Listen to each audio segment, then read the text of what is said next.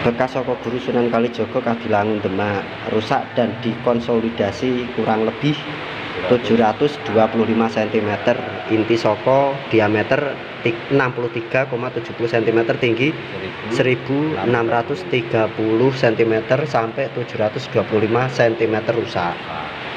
Daun pintu terbuat dari kayu jati berukir tumbuh-tumbuhan, jembangan sejenis mahkota, dan kepala binatang mitos dengan mulut bergigi yang terbuka. Menurut cerita rakyat, kepala binatang tersebut menggambarkan petir yang konon pernah ditangkap oleh Ki Ageng Selo, yang kemudian orang menamakan pintu gedek, dan merupakan Condro Sengkolo yang berbunyi Naga Mulat Salirawani, yaitu tahun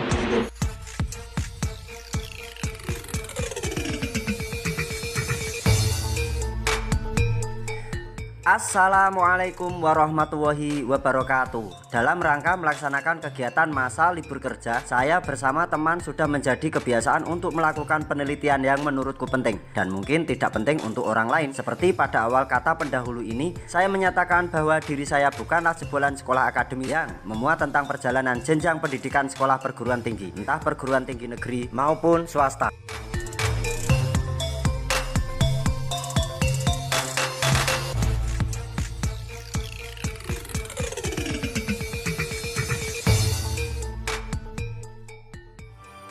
Masjid-masjid di Jawa abad ke-15 sampai 16 mempunyai bentuk yang sangat spesifik. Arsitektur abad ke-15 dan 16 merupakan transisi dari arsitektur Jawa Hindu-Buddha ke arsitektur Jawa Islam. Masa transisi tersebut melahirkan bentuk-bentuk bangunan masjid yang sangat spesifik.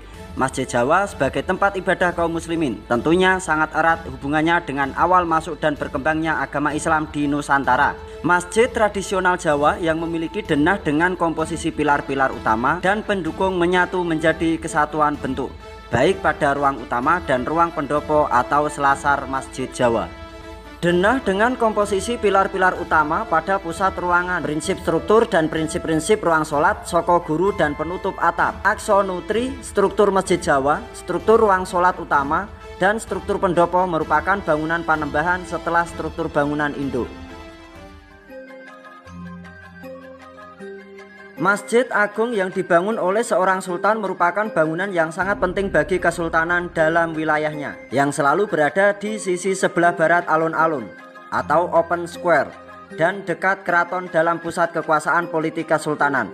Umumnya, Masjid Agung berukuran paling besar dibanding masjid-masjid dalam kategori lainnya, sehingga dapat dipahami bahwa masjid-masjid Jawa cenderung mengikuti tipologi Masjid Agung Demak. Jenis ini adalah jenis yang paling banyak jumlahnya.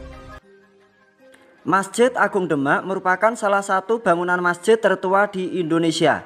Masjid ini memiliki nilai historis yang sangat penting bagi perkembangan agama Islam di Nusantara. Masjid Agung Demak didirikan oleh Raden Fatah bersama Dewan Wali Songo. Menurut Babat Demak, masjid ini didirikan pada tahun 1399 Saka atau 1477 Masehi dengan ditandai Candra Sengkalan, Lawang terus Gunaning Janmi. Sedangkan Candra Sengkalan Bulus yang berada pada mihrab masjid terdapat sengkalan angka tahun 1401 Saka dan menunjukkan bangunan masjid ini didirikan pada tahun 1479 Masehi. Masjid Agung Demak ini berdiri dalam 3 tahap pembangunan. Tahap pertama terjadi pada tahun 1466. Ketika itu masih bangunan pondok pesantren Gelagah Wangi di bawah asuhan Sunan Ampel dan Raden Fatah. Tahap kedua pada tahun 1477 dibangun kembali sebagai Masjid Kadipaten Gelagah Wangi Demak. Sedangkan pada tahun 1478 ini saat Raden Fatah diangkat sebagai Sultan Demak dan bangunan Masjid Agung Demak direnovasi. Tipologi bentuk bangunan Masjid Agung Demak. Sebagaimana diketahui bahwa entitas bentuk bangunan Masjid Demak dibentuk dengan unik dan khas, membedakan masjid-masjid wilayah lain di dunia.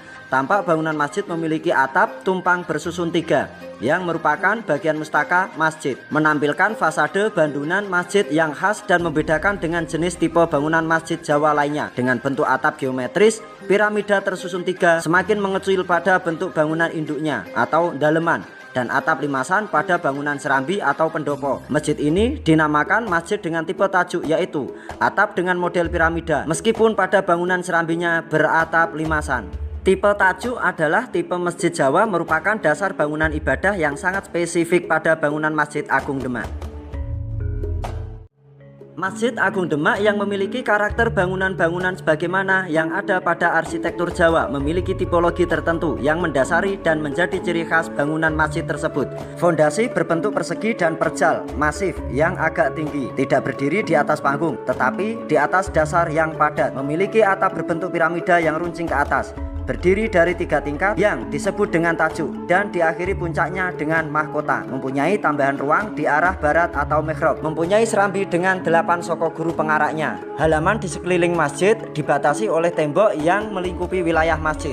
Penempatan bangunan masjid di sebelah barat alun-alun, dibangun menggunakan bahan yang alami, yaitu kayu, meskipun kini telah mengalami perubahan dan tambahan material modern. Awal dibangun tanpa menggunakan serambi, melainkan hanya bangunan induk saja. Bangunan induk lebih tinggi lantainya jika dibanding bangunan serambi masjid. Pada bangunan serambi tidak ada dindingnya, dengan keadaan terbuka, dan bangunan atap berbentuk limasan. Denah pada Masjid Agung Demak memiliki unsur-unsur ruangan yang terbagi menjadi 2 ruangan yang mendasar, yaitu ruangan induk atau daleman yang merupakan ruangan utama sholat yang sifatnya ruang tertutup, dan ruangan serambi atau pendopo yang merupakan ruang terbuka yang berfungsi sebagai tempat sholat, juga sebagai ruangan untuk kegiatan seperti pengajian dan musyawarah. Konfigurasi denah masjid membentuk tatanan linear, memiliki oposisi biner serta tambahan orientasi ke kiblat yang ditandai dengan ruang mihrab. Secara linear, ruang bangunan Masjid Agung Demak memiliki kesamaan dengan ruang-ruang rumah Jawa, namun memiliki kompleksitas ruang yang lebih sederhana.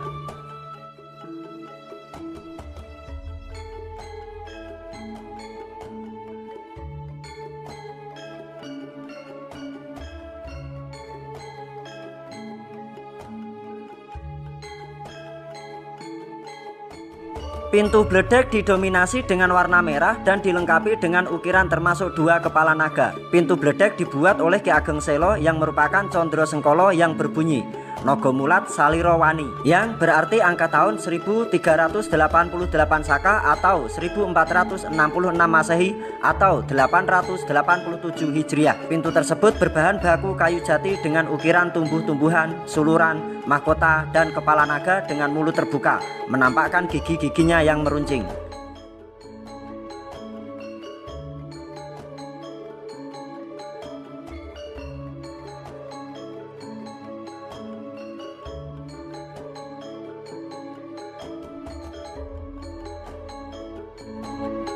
Terdapat beberapa ragam hias dan ornamen yang menghiasi Masjid Agung Demak, yang sebagian besar terdapat pada ruang bangunan masjid. Mahkota masjid atau mustaka masjid, mahkota yang berada di ujung atau berada di puncak tajuk masjid sebagai simbol sekaligus ornamen yang memberi makna khusus pada bangunan masjid. Dengan adanya mahkota pada ujung tajuk menandakan bahwa atap tajuk bersusun 3 memiliki sakralitas yang semakin kuat, terutama dalam citra wujudnya sebagai masjid.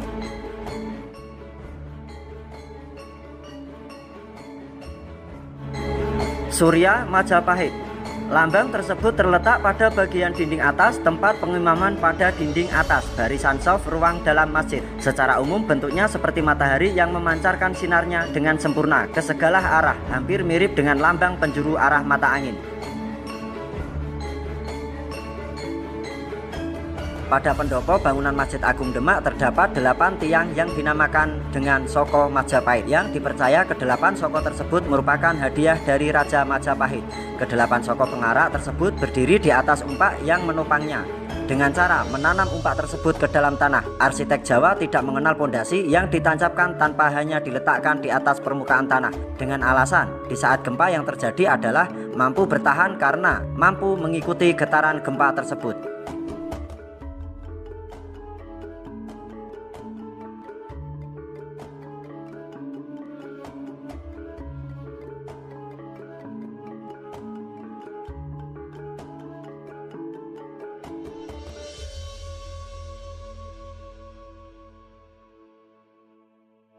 Pada bagian soko pengarak Majapahit terdapat umpak penyangga yang memiliki motif kelopak bunga Padma. Sedangkan pada bagian soko pengarak itu sendiri terdapat berbagai macam ukiran berbentuk sulur gelung dan suluran yang membentuk kepala naga. Dan ukiran tersebut terpahat pada setiap soko pengarak Majapahit.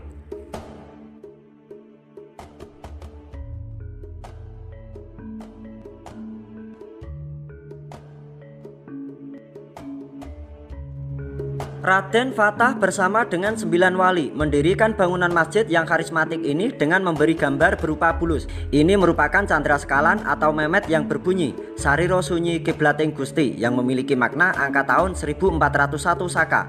Gambar bulus terdiri atas kepala yang berarti 1 dengan 4 kaki, badan bulus berarti kosong dan ekor 1. Dengan candra sengkalan berikut ini, Masjid Agung Demak berdiri pada tahun 1401 Saka. Bangunan masjid ini didirikan pada tanggal 1 Syawal.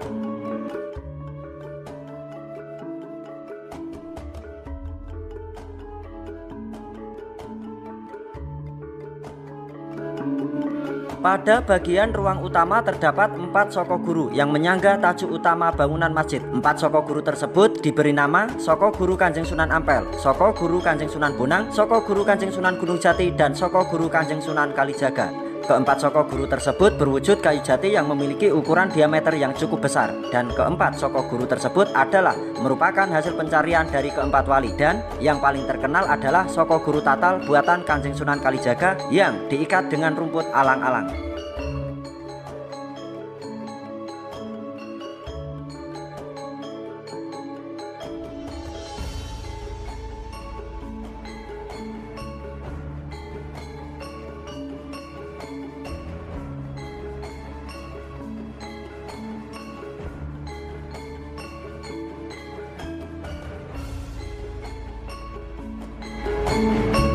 Hiasan piring keramik dari Campa yang dibawa oleh Ibunda Raden Fatah, yaitu putri dari kerajaan Campa yang sekarang ini Vietnam Tengah dan Selatan. Hiasan piring keramik tersebut dipasang pada bagian dinding masjid. Motif yang ada pada piring keramik tersebut berpola tumbuh-tumbuhan atau flora beraneka ragam bentuk.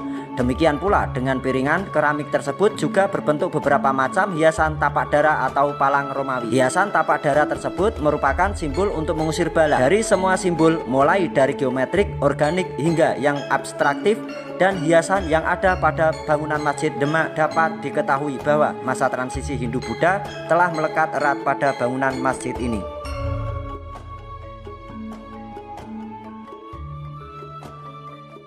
Sebagaimana diketahui bahwa entitas bangunan Masjid Agung Demak tersebut dibentuk dengan unik dan khas, memiliki perbedaan dengan masjid-masjid wilayah lainnya di belahan dunia. Bentuk atap atau tajuk adalah atap yang pertama kali bersumber dari konsep kosmologi. Pacupat, 4 kekuatan mata angin pada dirinya dan diri manusia itu sendiri dengan pancer harus mampu menyeimbangkan, menyelaraskan hingga mengharmoniskan kekuatan-kekuatan itu.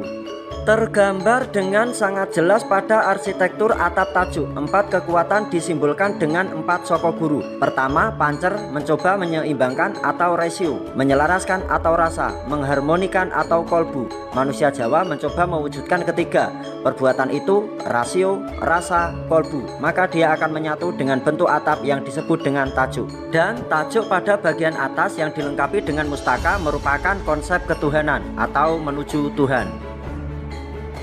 Sama halnya bangunan masjid memiliki 3 bagian yang sama dengan bangunan candi. Masjid memiliki bagian tersendiri yaitu kaki, badan, dan mustaka. Sama halnya dengan bangunan candi yang memiliki kaki candi yang disebut dengan burloka, badan candi yang disebut dengan bufarloka, dan atap candi yang disebut dengan svarloka yang sama-sama memiliki konsep ketuhanan. Tampak bahwa bangunan masjid ini memiliki elemen yang berada pada 3 bagian tersebut, termasuk bangunan candi juga memiliki elemen yang berbeda-beda tiap bagian struktur bangunannya.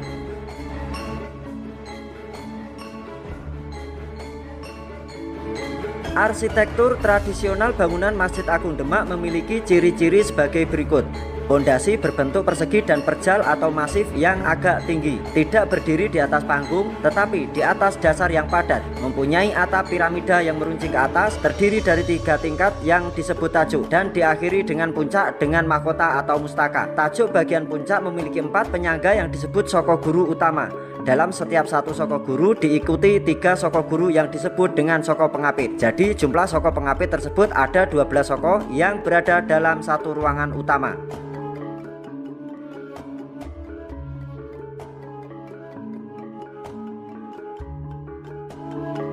Mempunyai tambahan ruangan di arah barat atau mihrab. Mempunyai serambi atau pendopo dengan soko yang disebut dengan soko pengarak.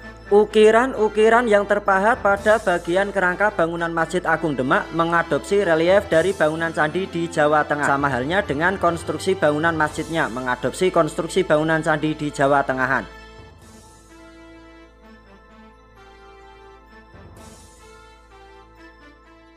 Banyak karya leluhur Nusantara yang diikut sertakan pada bangunan masjid, bahkan tidak hanya pada bangunan Masjid Agung Demak saja. Di antaranya bangunan Masjid Agung Kudus dan bangunan Masjid Kasepuhan di daerah Jogja dan Solo atau Surakarta. Kenapa demikian? Karena dengan cara itulah leluhur meneruskan warisannya kepada leluhur berikutnya hingga sampai pada kita sekarang ini. Selanjutnya bagaimana kita untuk menyingkapinya, menjaga dan melestarikannya. Warisan dan pesan berharga untuk kita dari leluhur Nusantara.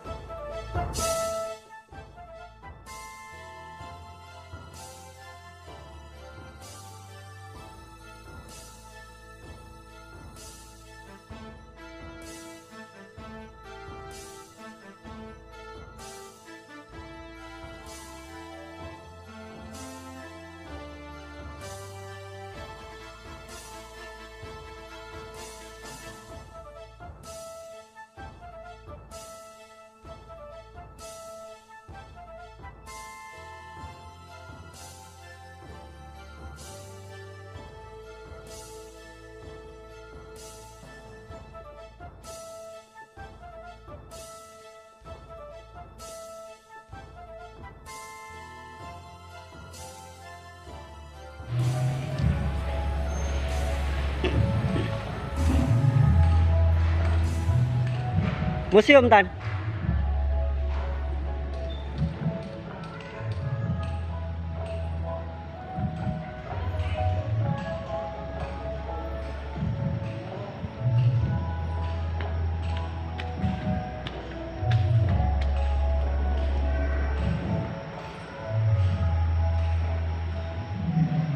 Lihat apa Om? Lihat apa? Umpak masjid. Ya iki nek ning sawah ya watu lumpang. Lumpang. Iki ya. Nggih.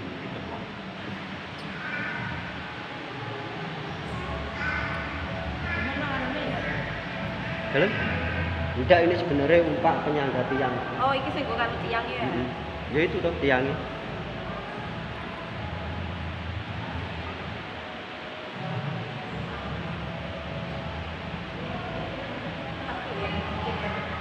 Ini tiang soko guru yang asli nih, cuma sudah rapuh karena usianya sejak abad 15 pertengahan.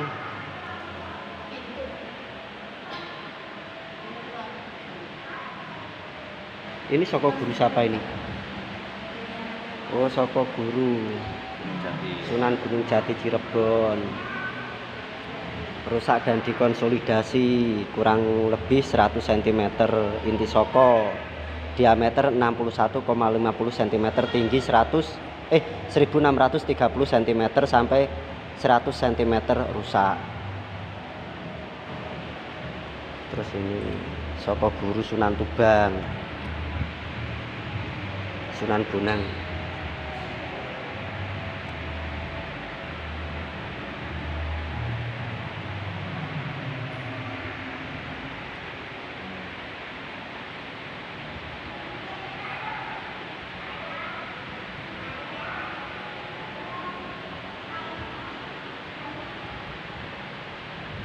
Di apa namanya, di road apa?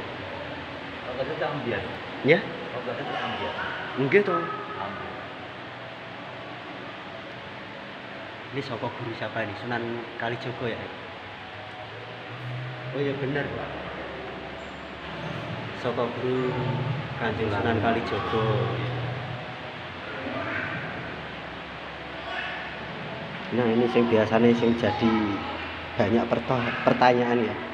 Bekas saka Guru Sunan Kalijaga Kadilangun Demak rusak dan dikonsolidasi kurang lebih 725 cm, inti saka diameter 63,70 cm, tinggi 1630 cm sampai 725 cm rusak. Terus ini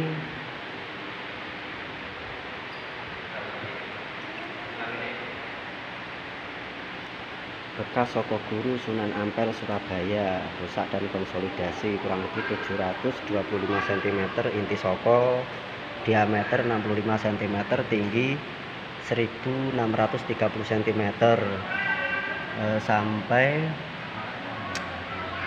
725 cm rusak. Ini yang dari Sunan Ampel Surabaya.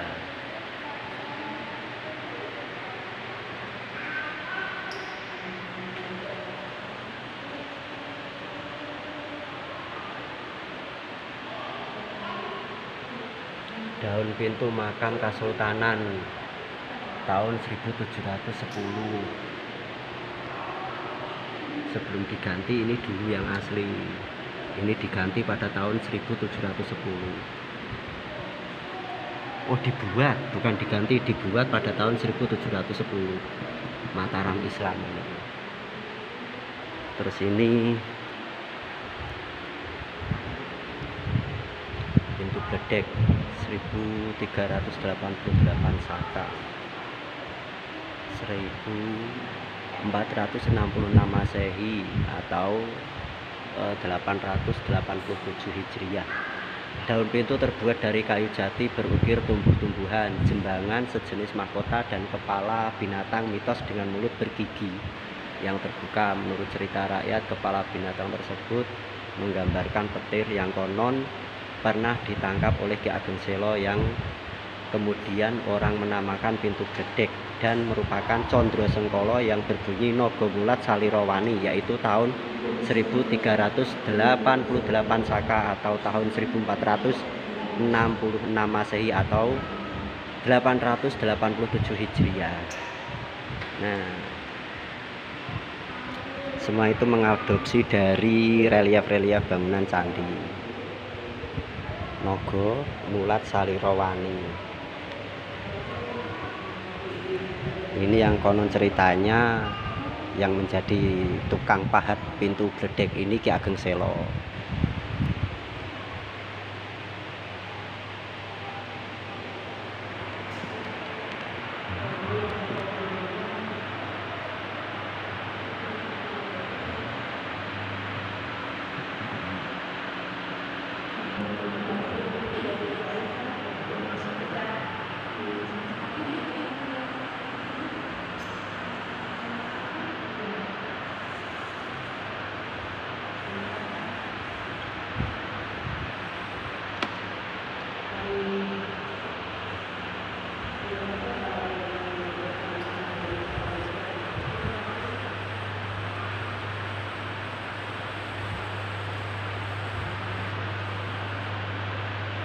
Kelebihan memori rada saklek.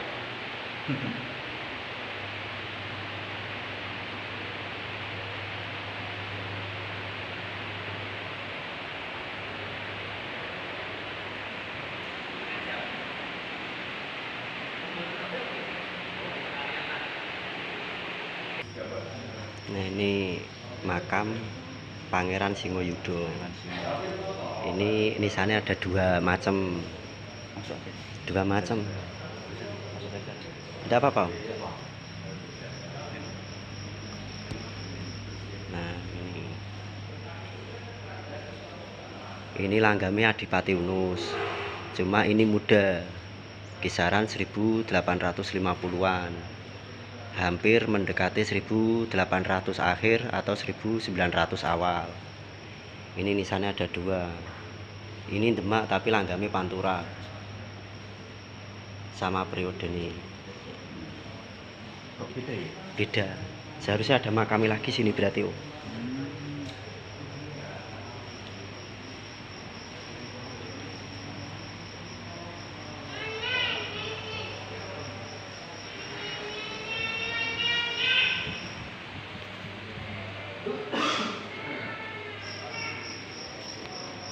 Nah, nah ini mudah ini. Ini sudah awal 1900-an ini. Ini awal 1900-an ini. Memang untuk pahatannya Adipati Unus itu hampir memiliki kesamaan. Nah, setelah masa pemerintahan Adipati Unus dengan nisan demikian lalu kembali lagi ke nisan pepundennya awal atau Raden Patah atau nisan Demak. Terus akhirnya kembali lagi sampai berikutnya sampai awal abad 20. Nah, ini beda. Ini beda. Ini sama, ini periodenya sama. Lah ini pepundene Gedang Anak itu sini. Apa? Ini pepundene Gedang Anak ini. Pepundene Gedang Anak ini. Tommy. Hah? Apanya? Tommy gimana? Tommy. Tommy siapa? Habib Tommy. Nah ini. Kalau ini Demak ini. Akhir Demak awal Pajang ya ini. Atas angin. Ya, ini akhir Demak awal Pajang. Nah, ciri khasnya pada sabuk ini. Ini. Ini versi asli, Pak. Apa? Asli. Asli tuh Tan. Cuma dicat. Nah, kalau iya bener. Iya bener. Ini jadi memang untuk pahatan-pahatan nisan Demak, akhir Demak sama awal Pajang itu hampir memiliki kesamaan, cuma bedanya pada ini. Demak gue. Enggak, ini Pajang malahan. Pajang lah. Nah, Demak ini, ciri khasnya Demak ini. Kayak masjid ya. Iya. Terus kalau yang ini langgame malah justru Cirebon ini. Apa? Oh iya, aku kok ya tak gowo, malah tak kempit ngene. Kan yo ngawur.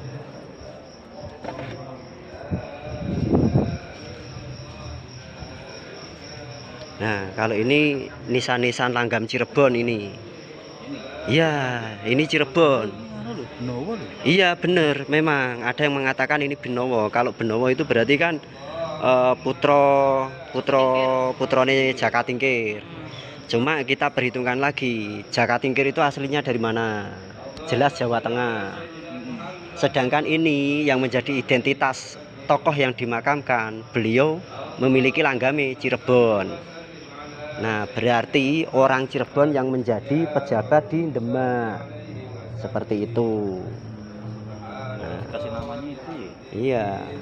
Nek kita merujuk ke makam-makam Sunan Benowo itu banyak sekali makam Sunan Benowo. Tingkat budaya Benowo. Iya. Dengan neng Sragen kayak. Iya. Tutup. Ini memang periode Demak. Ini periode Demak. Yuk, mana lagi Tan? Sana yuk.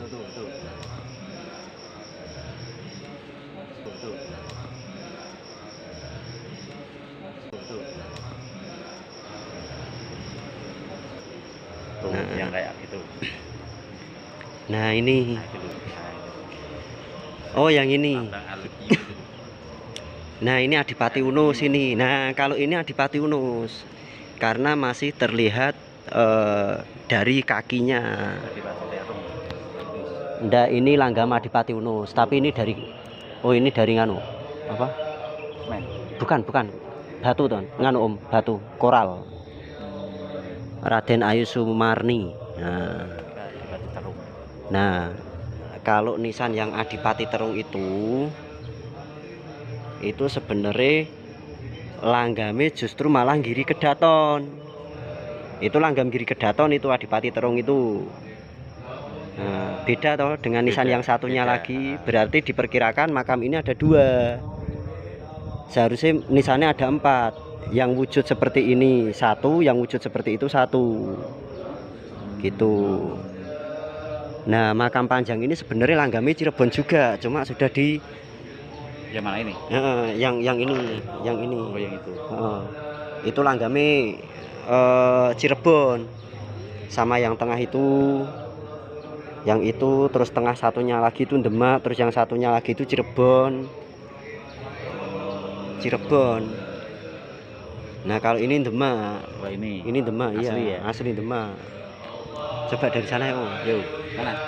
Iya sana. Nanti apa kan kayak kak sinono kembangnya kayak. Iya. Kan itu di sana. Cuma diganti. Tapi di sana untuk di situ di sana Mau aman. Hah? Iya, ini Demak asli nih. Yang Maulana ini Demak asli. Demak. Jadi untuk perbedaan nisan Demak akhir awal Pajang itu hampir ada kemiripan. Nah, ciri khasnya tadi pada pinggang. Ada juga dari beberapa teman-teman yang ahli pernisanan itu ciri khasnya ada di bagian bahu. Baunya. Ya. Nih. Ini siapa ini? Coba sana, Om.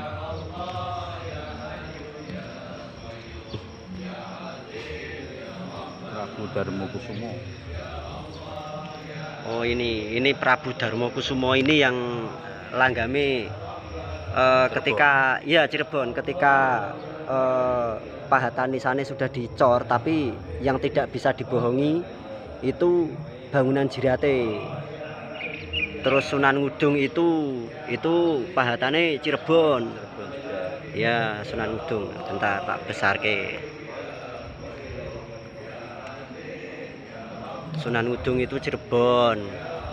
Nah, itu istri Sunan Ngudung itu Demak.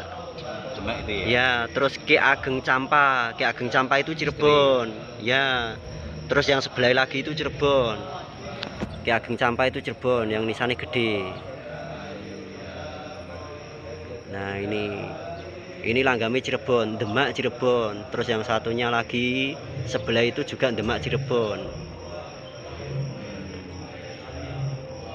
Itu siapa itu namanya? Sebelah Ki Ageng Campa itu. Siapa, Bu? Bukan enggak? Pakai Pak. Pangeran Sedono Lepen. Oh, Pangeran Sedolepen. Kan Cirebon. Iya, itu nisannya nisan Cirebon Demak itu.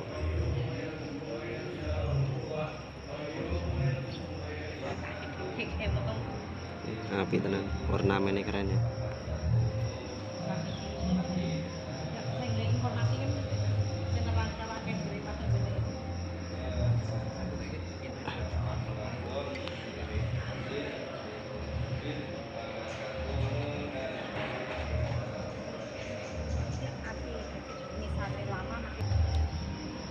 Nah, ini juga ada nisan keren lagi nih. Patih Condronegoro. Nah, ini memang untuk pahatannya memang cenderung ke Cirebon ya. Cirebon. Tapi kita bisa melihat atau kita bisa membedakan pada bagian kakinya.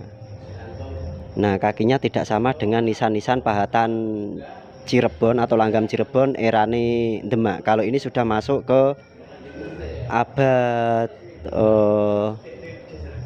1700-an. Ini Mangkuratan ini. Ini sudah Mangkuratan, sudah masuk Mataram Islam.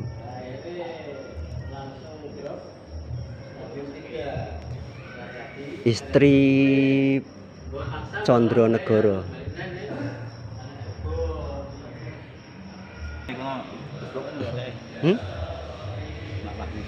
Iya. Tibo. Oh. Tibo kan? HP ini siapa? HP-nya situ. Oh iya, sing niku sing makame nganu Syekh Maulana Ibrahim Al-Maghribi. Lah ini. Ini Nyai Ageng Serang. Ini Nyai Ageng Serang itu pejuangnya di Ponegoro ini. Bener ini. Ini langgam nisannya Pantura. 1800-an ini. Ini kan di Jogja ada toh? Ada. Neng Kulon Progo. Iya. Cuma beliau lahirnya kan di Grobogan. Iya. Nah, makanya tidak harus disamaratakan. Ini pun seera dengan beliau, walaupun nisannya langgam Adipati Unus. Ini cuma langgame, tapi eranya 1800-an awal. Ini kalau nisannya asli Adipati Unus kan sudah masih di erane Demak. Ya, itu tuh Adipati. Ya. Nah, kalau ini nisan-nisan ini nisan Demak semua ini. Ya. Nah, kadang kita bisa membedakan ini Pangeran Aryo Jenar. Oh, amit ya, Mbah.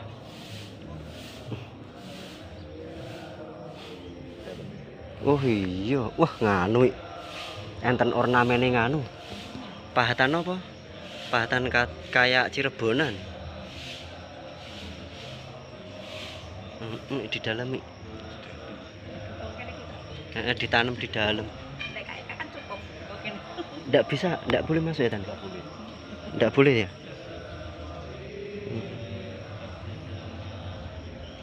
Katanya sama. Lho piye to ki? Untung ora jomplang. Oh, pintu to ini. Itu ternyata. Oh iya pintu.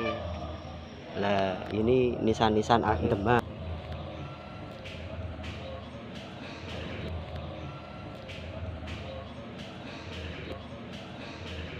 Nah, kalau ini Demak. Ini Demak.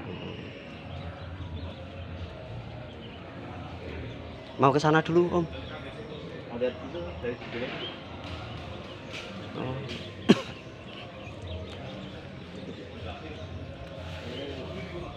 Di Kelambu, Om.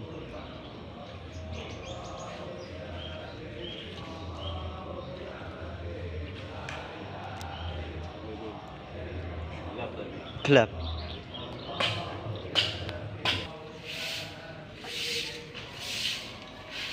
Ini Raden Mangunjoyo. Ini ulama ini. Ulama Cirebon. Ulama Cirebon. Kalau ini sudah muda-muda semua ini. Ini muda. Iya.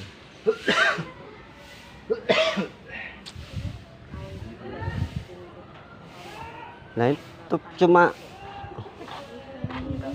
ini yang nisan Demak. Nah ini tiruan ini.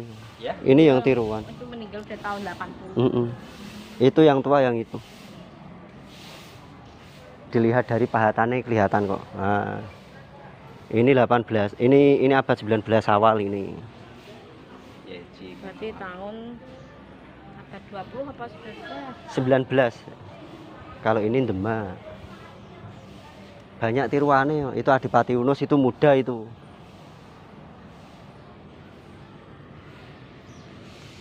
Assalamualaikum, Mbah Kakung.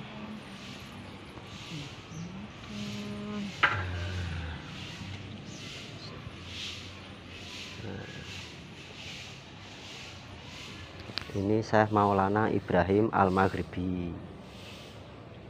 Tepat berada di belakang Masjid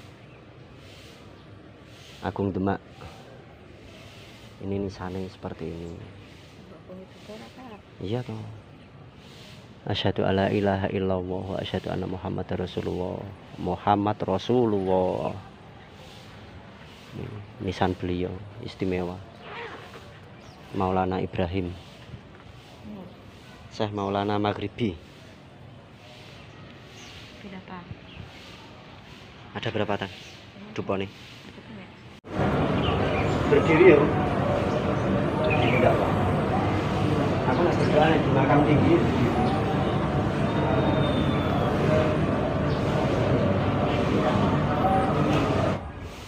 Sebelum mengunjungi makam Syekh Maulana Ibrahim Al-Maghribi, terlebih dahulu kunjungan yang saya utamakan tertuju pada makam para Sultan Demak dan keluarganya, karena memang beliau-beliaulah yang disepuhkan sebagai para pemimpin dalam sistem pemerintahan. Setelah ziarah ke makam para sultan pemimpin kerajaan Demak, melanjutkan ziarah ke makam yang saya tuju atau menjadi tujuan awal, yaitu makam Syekh Maulana Ibrahim Al-Maghribi. Di dalam perjalanan menuju makam beliau, di sini saya masih terpukau dengan bangunan makam kasepuhan yang berada di komplek Masjid Agung Demak. Walaupun kebanyakan bangunan jirat makam sudah diganti dengan yang permanen. Dari susunan jirat batu diganti material campuran pasir, tapi di sini masih terlihat wibawa dari kearifan lokalnya, pahatan nisan yang masih asli dengan material batu andesit. Di komplek makam kasepuhan Demak ini kita bisa menjumpai makam dari berbagai masa, berbagai langgam dan berbagai jenis materialnya. Di komplek makam kasepuhan ini juga nisan-nisan sepuh masih terpasang dengan aslinya. Walaupun nisan paling sepuh atau paling tua masih banyak kita jumpai pada masa pemerintahan Raden Fatah dengan langgam Demaknya yang menjadikan ciri khas nisan atau identitas daerahnya. Bukan langgam Demak saja, melainkan makam-makam sepuh berbagai langgam juga bisa kita lihat di komplek makam ini. Bahkan ada 2 pasang nisan, 2 pusara dengan langgam Troloyo. Nah, Langgam nisan Troloyo tersebut merupakan ciri khas atau identitas seseorang yang dimakamkan. Beliau berasal dari daerah Troloyo, Jawa Timuran yang mengabdikan dirinya ke pemerintahan Kerajaan Demak. Yang berikutnya masih dalam perjalanan menuju makam Syekh Maulana Ibrahim Al-Maghribi. Di sepanjang jalan menuju makam beliau, kita bisa menjumpai makam-makam sepuh berbagai masa dan berbagai langgam. Pahatan nisan dengan langgam Cirebon masa Mataram Islam awal, langgam Cirebon dengan masa Mataram Islam Amangkurat, masa Pakubuwono tahun 1800-an dengan pahatan Demak Adipati Unus, dan masa Pakubuwono 1830-an dengan nisan pahatan Pantura.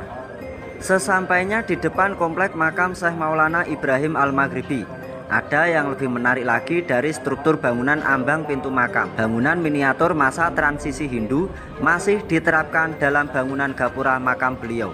Konsep bangunan gapura makam beliau merupakan arsitek lama yang sudah ada sejak kejayaan Kerajaan Majapahit.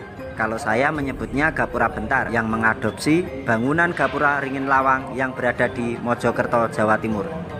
Cuma bedanya kalau gapura Ringin Lawang menggunakan bahan material banon atau batu bata merah kuno, sedangkan gapura masuk ke komplek makam Syekh Maulana Ibrahim Al-Maghribi menggunakan material cor dan dicat warna hitam. Bangunan tersebut dipadukan dengan miniatur tajuk Masjid Agung Demak yang memiliki hiasan mustaka di bagian puncaknya. Perpaduan tersebut menggambarkan bahwa keyakinan Islam masih memegang teguh budaya tinggalan dari leluhurnya yang menganut Hindu. Di luar bangunan komplek makam, kita masih bisa menjumpai dengan pahatan dan tipe nisan yang sama. Karena menurut saya pribadi, nisan dengan tipe yang sama, dengan langgam yang masih sama, masih ada kaitan erat dengan beliau, Syekh Maulana Ibrahim Al-Maghribi. Entah itu dari masa, entah itu memiliki kaitan erat antar ulama. Yang jelas, nisan tersebut memberikan keterangan bahwa makam yang di luar komplek dengan makam Syekh Maulana Ibrahim Al-Maghribi pada masanya beliau pernah bertemu dan saling tegur sapa.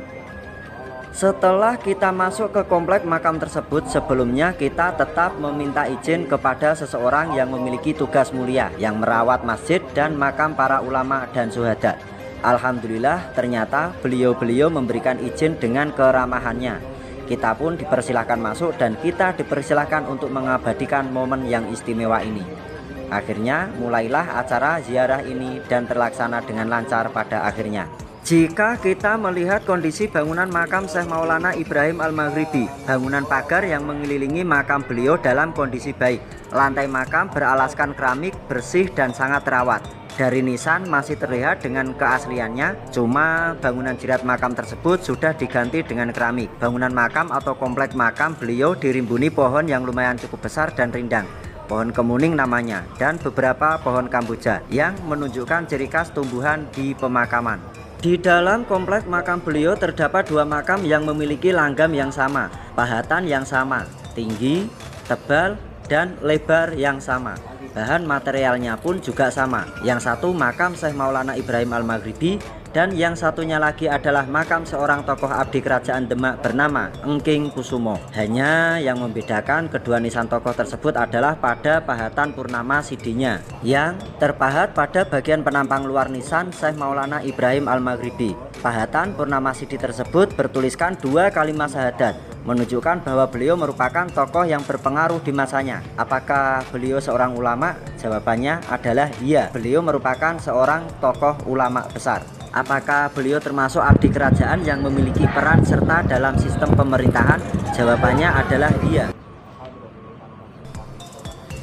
Jika berbicara tentang di antara makam yang sudah saya kunjungi, khususnya makam Syekh Maulana Ibrahim Al-Maghribi yang tersebar di berbagai daerah, makam manakah yang tergolong paling sepuh? Menurut saya pribadi adalah semua tergolong sepuh, dan beliau-beliau memiliki tingkatan dan ilmu tasawuf yang sama. Beliau-beliau semua adalah tokoh alim ulama yang sama-sama memiliki pengaruh di sistem pemerintahannya, sama-sama pendakwah, walaupun mungkin cara-caranya yang berbeda dengan tujuan yang sama.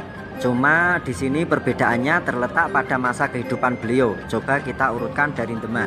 Makam Syekh Maulana Ibrahim Al-Maghribi yang berada di belakang Masjid Agung Demak. Beliau pernah memiliki sepak terjang pada masa pemerintahan kejayaan Kerajaan Demak kisaran abad ke-14 Masehi. Makam Syekh Maulana Ibrahim Al-Maghribi yang berada di Dusun Pantaran, Desa Candisari, Kecamatan Ampel, Kabupaten Boyolali, memiliki seni pahat ukir langgam Mataram Islam Hanyokro Kusuman Ageng kisaran tahun 1600-an. Sedangkan makam Syekh Maulana Ibrahim Al-Maghribi yang berada di Dusun Pancingan, Desa Parangtritis, Kecamatan Kretek, Kabupaten Bantul, DIY belum bisa memastikan karena sama sekali belum pernah melihat bangunan jirat makam atau melihat langsung pahatan nisannya.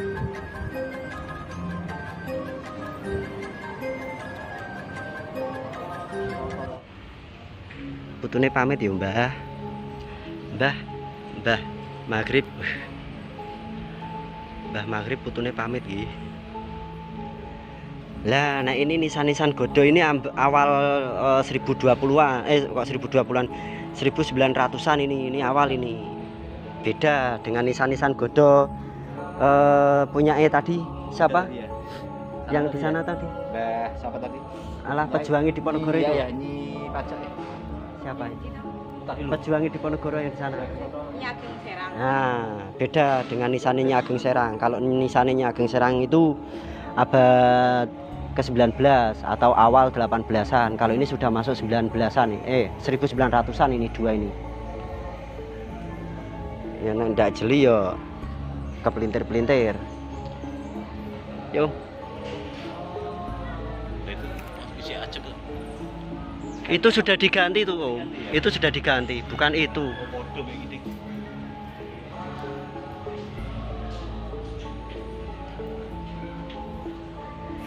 Nah, ini kan batu koral ini. Batu koral itu menunjukkan nek makam ini muda. Tidak harus dipukul rata dengan satu komplek dengan Raden Patah atau Raden Adipati Unus. Beliau yang dimakamkan di sini itu satu era. Sebenarnya ini malah yang lebih muda, walaupun pahatannya nisan itu nisan Demak Adipati Unusan. Ini muda ini. Ini di atas 1850-an ini. Hampir mendekati 1900-an. Berarti 1800 akhir. Itu.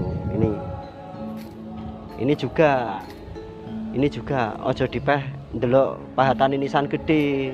Kita lihat dari pahatan ornamen, terus ini ada kembang awane, terus ini bahannya juga diperhatikan.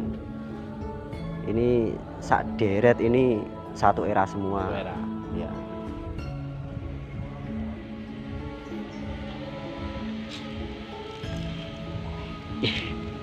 Om, buka yang situ Om. Buka ini bisa ndak Om? Ini toh dibuka ndak toh ini? Kunci saking jero mesti lihat. Cuma pengen lihat toh aku.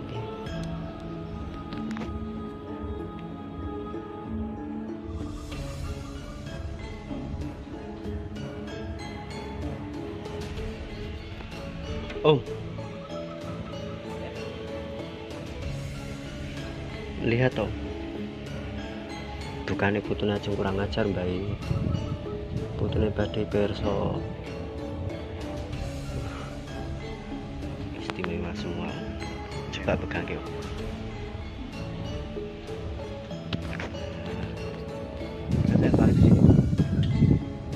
Ini tak masuk ya tiba. Aduh, enggak kelihatan Om, tapi kelihatan dari sini sih. Istimewa. Ya Allah, jirate jak api-api. Demak. Terus apa itu? Itu toh nisannya yang ono yang ini, yang makam yang ini. Itu ada sodo lanangi, terus keluar tumpale, ada mahkotane. Wah, keren ya Gusti, Mbah. Mbak ya aku dintuk mlebu rene to Mbah. Besok Jumat. Kalau nggak libur gitu.